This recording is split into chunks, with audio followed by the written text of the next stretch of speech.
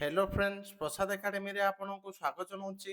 देखंतु आपण मान पई ए वीडियो रे गोटे इंपोर्टेंट अपडेट रहिछि तो कोन रहिछि से अपडेट चलंतु डिटेल रे देखिबा। तो डिटेल रे देखिया पूर्व आपण मान गोटे छोटे इन्फॉर्मेशन दे दछि। तो जो माने भी ओडिशा सीजीएल 2025 रो प्रीलिम पे मॉक टेस्ट चाहचंती आपण मानको प्रसाद एकेडमी एप्लीकेशन रे 50 टी प्रीलिम रो फुल लेंथ मॉक टेस्ट जोटा कि 150 मार्क का प्रोवाइड कर दछि। ता सहित आपण मानको स्पेशल डीआई प्रोवाइड कर दिबो। ता सहित आपण मानको सब्जेक्ट वाइज टेस्ट मध्ये प्रोवाइड कर दिबो। तो जो माने पुराना एप्लिकेशन रे परचेस करथिले तो सेमाने प्रसाद एकेडमी एप्लिकेशन को डाउनलोड करंतु जार लॉगिन ऑप्शन देखोनी मते 7978629026 रे नंबर रे कांटेक्ट करंतु। तो एबे चलंतु डिटेल रे देखिबा कोन रहिछि हाई कोर्ट ऑफ ओडिशा रो ऑर्डर को नै कि अपडेट।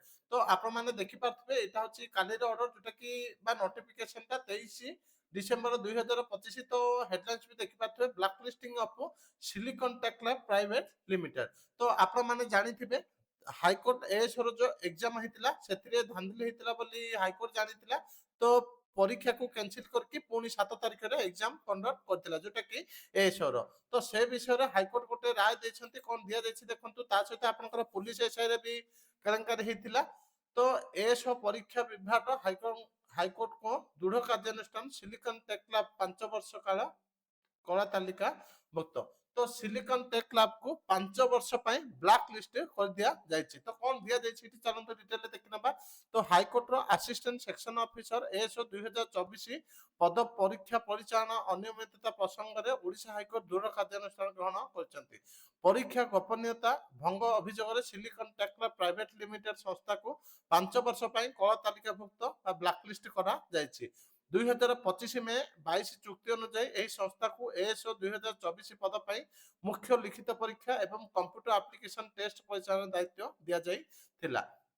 संस्था 2025 जुलाई 13 रे मुख्य लिखित परीक्षा आयोजन करथिला पर मूल्यांकन होइथिबा उत्तर पत्र गुड़िक जांच करा जिबा पर परीक्षा न्याय संगत भाबे होई नथिला एवं गोपनीयता भंग होइथिबा प्रमाण मिलिथिला।